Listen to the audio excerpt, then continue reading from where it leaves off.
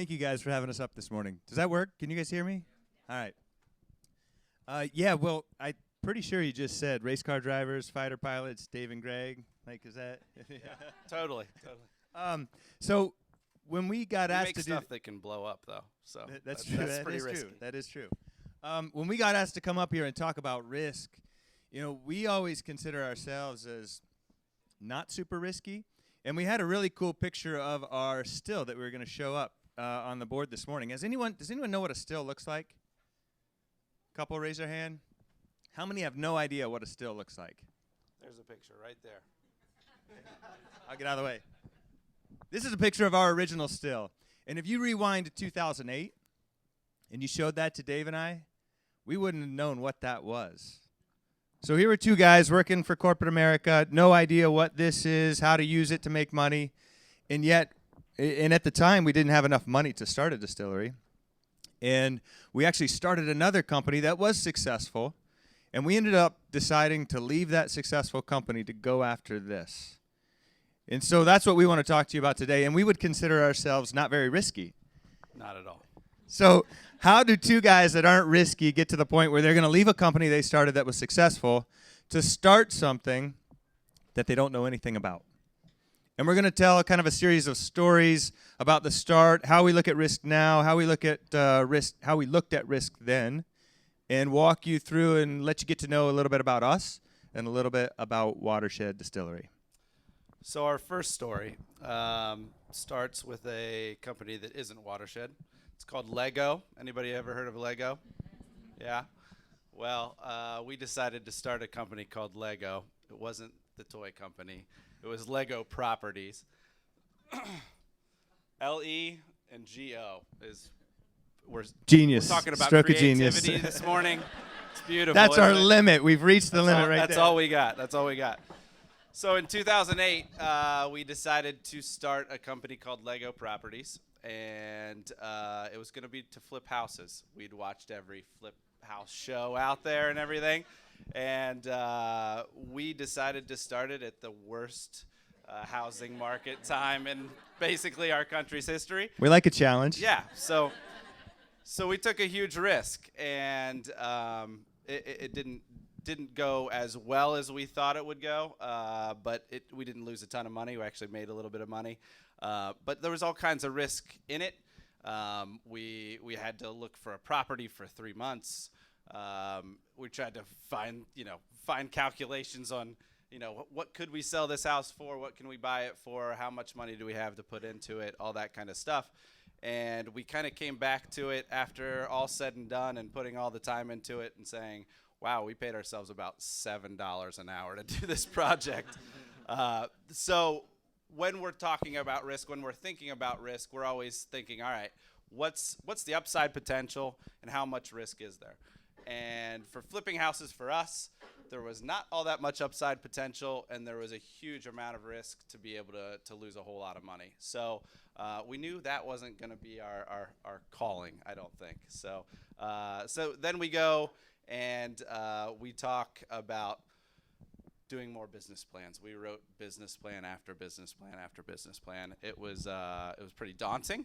Greg's going to talk a little bit. Has anyone about written a business plan before? All right, good. So we have some people that don't understand this.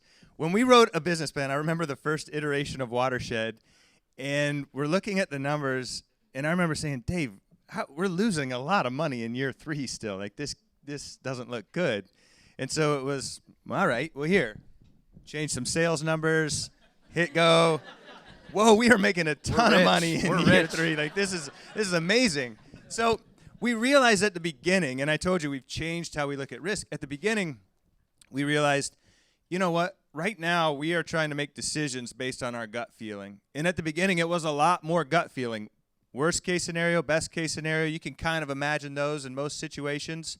And so it wasn't like we had a ton of data. There weren't many other distilleries. There were some. And so we looked at it and said, all right, we're working corporate jobs. We want to leave those. What are the steps we take to get to that point? And we know there's risk there. How do we reduce that risk? So what we did, we started writing this business plan, and we quickly realized way too many assumptions. This is way too risky for us. So what we did, how do we eliminate those risks? We started visiting distillery after distillery around the U.S. And we judged them a little bit. We would go in and we would talk to them and we would try to figure out if they were really interested in helping and sharing numbers. What'd you sell the first year? What'd you sell the second year? And we'd look at them and be like, man, these guys are really smart and their branding's amazing. There's no way we're going to be able to hit their numbers. But then we might be at the next place and we might be like, dude, I think There was a lot of next places. I think we're a little smarter than these guys maybe. Like we might be able to sell more than they do. And so we got a really good feel for what an average micro distillery would sell in a year 1, year 2, and kind of a good projection for growth. And then we went back and said, okay, so we kind of know the top end sales and we kind of know the bottom end sales. We think we're going to fall in the middle. We're not the smartest, but we work pretty hard, so we're not going to be the lowest. And so then we went back and said, how do we fill in all these assumptions for equipment cost? And we went out and got quotes on everything. So we took it upon ourselves to try to eliminate every risk. If we were getting quotes for a piece of equipment, we got quotes to install it. We got quotes to run it. We got as good as we could. And what we found, like when we look back now, it's easy to look at the business plan and see where we were good and where we were bad. We were pretty good at a lot of the costs on that stuff, and we were pretty good at the sales numbers. We did a pretty bad job at estimating the amount of cash the business was going to... Inventory was terrible. Inventory costs, we were way off. So we made a lot of bad assumptions still, but we took it as how do we reduce all this risk when we're writing this business plan. Because you look at business, there's huge risk. So many businesses fail, and especially when you're going into an industry that doesn't have a big history. Right. So we'll talk about kind of the first after evaluating that business plan and saying this is something we want to do. We want to start this distillery. The next hurdle for us was the permitting process. Huge risk in the fact that it can take so much time. And we were going to share a little bit about the fundraising process too. I guess I we did a nice missed job that. of fairly quickly raising money. We thought, who's going to invest in a distillery? So first people we went to are our parents. If we got our parents on when our they side, said no, if they said no, we're pretty much screwed. we did go to a bank first, and we did. yeah, and this is right after the housing, and they kind of laughed at us. Yeah, so it was one of those pretty things like, hey, we need about $300,000. They said, do you have $600,000? I'm like, I don't. If I had $600,000, I wouldn't be asking you for $300. So we went out there. We raised money in literally about 3 months. We got enough money to start the company. So the risk. And that's when it got scary. I'll be honest. Up to that point, I was having fun. It was like Dave and I were going on these trips around the U.S. We were learning to distill. Who doesn't want to go learn to distill? Right. And it was like, all right. Then people are writing us checks. We're putting money in the bank. We're like, this is cool. I remember the scariest thing. It's not necessarily the riskiest thing, but the scariest thing was putting the check together to buy this little piece of equipment, which doesn't seem that daunting now, but back then it was about $60,000, by far the biggest check either of us had ever written, and we were then feeling the pressure. So after we put that down payment in, then it was a race to get through all the permitting process. The federal permit, the state permit, all that stuff. The federal permit literally is like this much paperwork. And from all the people, all the distilleries that we had talked to, they all said, it can be 6 months to 2 years. And we're sitting there like, we got to get it done a lot faster than that because we put the down payment on that piece of equipment, and it's supposed to come here. The crazy thing is, too, it's from Germany. They asked us for the ship-to address. And we said, how about just putting Columbus, Ohio right now? Because we didn't have a space either. So that was a little bit nuts. We talk about trying to eliminate risk. That was risky. That was risky. That was dumb. Don't do that. That could have worked out really badly. Yeah. But so we finally got through this permitting process federally. Then it was on to the state permitting process. And I should give Dave some credit here. He's being really generous. The federal permitting process, usually you have to have a still in place. You have to have your lease signed. And you have to, once you turn all that in, so say we bought the still, we moved into our space, and we got the lease signed. Once you do that, you turn in your paperwork. It's usually 90 days. Dave works so hard behind the scenes to get this done. It's the first compliment he's ever going to give me. What was I saying? Yeah. Where was I? No, he worked so hard behind the scenes. He knew everybody at the federal licensing agency that was giving this permit. He made sure it was on the desk of the lady who got it through the fastest generally. And no kidding, we had our permit signed September 1st, 2010. That's the day we got the key to our space to move in. So that was a huge thing where he took a ton of risk out of it by getting that done. That's a lot of unknown that was out there that we avoided. So the basis of our speech is kiss a lot of ass, and you can eliminate all the risk out there. So yeah, but the crazy thing is, so we started that permitting process, and on September 1st, 2010, our still here was set to arrive. We literally got our federal permit, our state permit, and the still all to show up on 9/1/2010. So felt a little bit like it was meant to be at that point. But then we had a huge risk or huge hurdle to kind of try to tackle, and that was presenting to the state of Ohio. So it's kind of crazy. We put all this work in. We got all this stuff. We signed our lease. We put pretty much every last dollar we had into it, and then we had to make a product. We had to present it to the state of Ohio, and they could have totally told us, nope, can't sell it here in the state. That's a huge risk. We put all this money into it. It's kind of crazy. So we went in, we presented. It's this huge long table, literally probably the size of this room, and there's 3 people that sat at the end of it. It was kind of like a movie. You walked in and you're like, holy cow, hi guys down there. But it was the 3 people that made the decision at the state liquor control. So we sat down. I remember my mom likes to sew. So we had her the night before sew like Watershed Distillery on nice white pressed shirts. We went in there with our like khakis and tucked in shirts and everything, and tried to look as official as possible. I even remember walking in and I had talked to them ahead of time. And there was a PowerPoint projector set up, and it looked like they had been, the people before us had done a presentation. And they had told me, don't worry about a PowerPoint. And so I told Dave, we don't need a PowerPoint. And we walk in and see it all set up, and I'm like, ugh. And he's looking at me like, come on, there's PowerPoint. What did you do? Like I screwed up. But yeah. So we get into this meeting, and luckily we'd met with them before, and this is, I guess, what we need to state also is that we tried our hardest along the way to try to mitigate that risk. So we met with them before. They did not in any way ensure us that we were going to get listed, but we tried to kiss their butt a little bit, and we tried to get in there and understand who makes the decisions, and hey, this is what we're going to do. This is the price point we're looking at. Do you think this will fly? And they said, we want to support Ohio business. As long as you guys come in there and it doesn't suck, then we're gonna probably give you the nod. So we went in feeling fairly confident, but still, when you have all this money into it, you're sitting there like, holy cow, if they say no, what the heck are we gonna do? So we go in, we make our little 5-minute spiel, and I remember, as you can tell, I like to talk, and it got to about the 6th minute, and they tasted it, and they kind of gave us the thumbs up, and I kept going with our marketing presentation.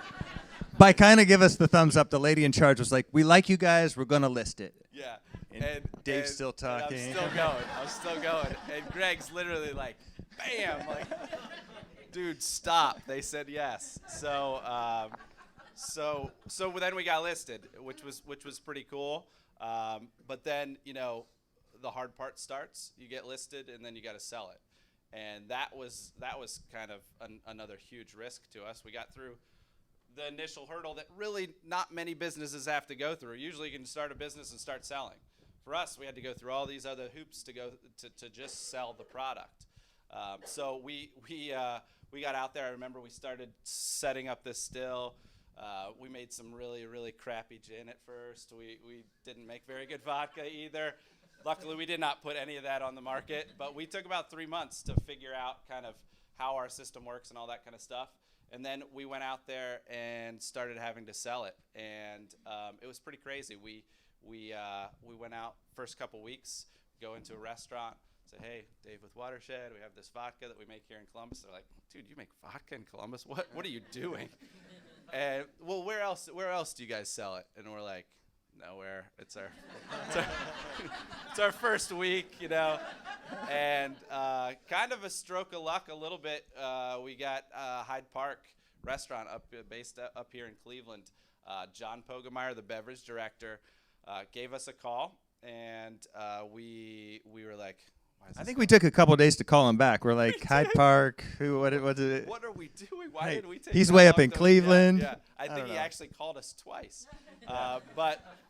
But the guy, he ships out to his father out in California. He ships out products to him every month, and his father ships back products that he doesn't know about every month, and they kind of just play this game and talk to each other about kind of different stuff. And he sent his father some 4-peel gin that we make, and he absolutely loved it. Called his son. He's like, dude, this stuff's pretty good. Like, where's this come from? He's like, right here in Ohio. So he called us up, and he literally, we walked into the meeting. He's like, hey, guys, I just want to let you know you don't have to sell me on it. It's going to be on the front page of every menu in every Hyde Park in the state of Ohio. And we're like, this is the easiest meeting we've ever had. This is awesome. So so that was kind of the first. So that's how you sell. So that's how you sell, yeah. Then it got progressively harder from there. But at least then when the people asked us, like, where are you in? We always just let it, well, we're in Hyde Park, and I don't know, Hyde Park. And Yes. But they have 8 restaurants, so we're in 8 restaurants. So so that's kind of the beginning of all the risk and trying to figure out, you know, how we get it off the ground and how we eliminate the fact that we still have day jobs at this point. That's another thing that I think is huge when you're starting a business, trying to eliminate that risk. Don't quit. Like, get fired. Don't quit. Because, you know, it's really, really. That was Dave's path. That was my path. Greg got the nice little cushy 1-year severance package. I got the door. The door's right there. So. Yes, but we did this, so he's got a great point. We made sure that we had money coming in from Watershed before we even risk enough to turn our back enough on our day jobs to have something like that happen. So we sold our first bottles in 2010, and Dave was on with his company until mid-2011. I did have a unique situation. July 2011, I remember the day. Yes. So my gas card no longer worked. So I have a question for you guys. How many of you have heard the saying, don't be afraid to fail? If you heard the saying. And how many believe that's generally good advice, don't be afraid to fail? Okay. So how many of you are secretly afraid to fail? Right. Okay. So I'm here to say I think it's okay to be afraid to fail. When we went into that meeting with the state, we had a good plan. We were taking action. We had done everything we could. But were we afraid? Yeah, we were pretty nervous about it. I was sweating. And so I think you should always be afraid to fail. There's something that drives you if you're a little bit afraid to fail. Now, as long as you're not afraid to try, as long as you're not afraid, the fear of failure can't stop you from trying. I think, and that's what we've always approached it as. We want to make sure we're doing the right things. And when Dave talks about, going out there and looking at risk and trying to figure out the best way forward, I think we've done a nice job of not only looking at best case, worst case, and especially at the beginning, it was a lot more gut feel. Best case, worst case if we take action. Best case, worst case if we don't take action. But then what we try to do, we try to make the best decision there. But then what we did really well at the beginning that made us successful is we hustled so hard on the things that would reduce risk every day. So instead of walking into the distillery and saying, you know what, there's that leaky faucet in the back, or we really need to paint that back room. We still haven't painted the back room, by the way. We're in year 6. We really need to paint that back room. We said, you know what? We have to sell today, or we have to get this permit before we do anything else. And it was every bit of effort into that permit or into selling. When it was just the two of us in 2010, 2011, 2012, the first half of 2013, when it was just the two of us, we'd get in early, turn on the still, and then run down the road and try to sell. We knew selling was the most important thing.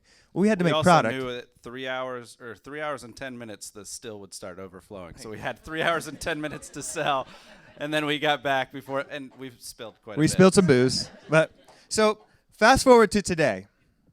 Back then, it was a lot of gut feeling. We don't have a ton of time and resources to analyze every problem. We're going to jump in and we're going to scramble. We're going to learn to swim in the water. Today, we have more time. We have more resources. And when we make a decision, so when we look at some of our biggest challenges today, going into a new market, growing a new market, when we look at Watershed, what is the opportunity here in Ohio to grow our brand? And so when we look at that, we pay a lot of money every month for detailed numbers of where our bottles are sold, what outlets are selling them, what other products are sold in those outlets. We can look at a market like Cleveland, and we can see how much Smirnoff is sold. We can see how much vodka in general is sold. So we can go in and we can see how many restaurants there are in that market, how many retail outlets there are, liquor stores there are. And so we can start to use a lot of data to drive our decisions. And so it's number driven now. When we start talking about our new idea, sure, there's some gut feeling involved, and we're looking at like worst case, best case. But when we go to hire a sales rep, it's more like, okay, we have the money to support this person. If this person delivers 0 to the bottom line, we know what it costs at the end of the year. If this person delivers a home run based on these restaurants, and this is the overall market of vodka, what does that home run look like? And then where's the break even for that person? And we have all the numbers now to determine that. So it's really more of a number-based game. And like I said, Dave and I aren't risky. And so we really... We both went to bed at 9 o'clock. Right. I drive a Honda Civic. We don't like casinos. Yeah, right. So there's a lot of that. We like having those numbers. Now, I think both of us would be honest and say, even though you do all this analysis with numbers, you're still trying to predict the future, and there's a lot of unknowns that can come into it, but we think we're a lot smarter about approaching that risk on a day-to-day basis. So we have a new still being installed in a month, and it actually took us a while to convince our advisory board that we needed to buy this still. And we were looking at it saying, well, guys, look, if we take a loan from the bank, and they'll loan us money right now, we have the money to barely pay it, but to pay the loan on that still each month. And if we do this, we can put away a lot more bourbon. And if you think about our business, we're putting away bourbon today for 5 years out. So if we want to keep growing and keep our brand growing, we need to spend money on equipment now to make it grow later. And so we weren't waiting until our current equipment was so maxed out at capacity and we were running it around the clock.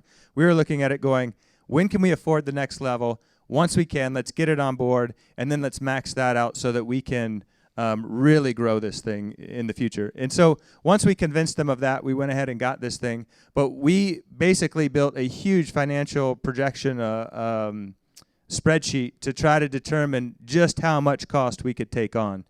Because with this new equipment, there's huge cost involved. Yeah, there really is. What am I supposed to talk about now? So that's kind of the progression of where we come from. We started out with a lot of gut feel, putting numbers in where we could, making a lot of assumptions, and then we fast forward to today where we are really detail-oriented, trying to figure out all the numbers. And it's almost a good thing that we're that way, because if we had been using all kinds of numbers and really digging into it back in the beginning, I'm pretty sure we would have started a brewery. We looked at it at the beginning and we're like, there's way too many breweries, and this is back in '08. There's too many breweries, it's saturated, not many more are going to start. We didn't really dig into the numbers. As you're laughing, you guys know how many breweries have started in Ohio and are wildly successful since then. So every one of them is buying more and more tanks every single month. So the lesson is, if you're going to start a business, start a brewery, right? But we didn't. We decided we wanted to be more unique, and we wanted to go down this distilling route. More unique, more pour, more everything. Yeah. And so that's kind of where we got to where we were today. Instead of Watershed Brewery, Watershed Distillery, and our gin's out there. So What questions do you guys have for us this morning?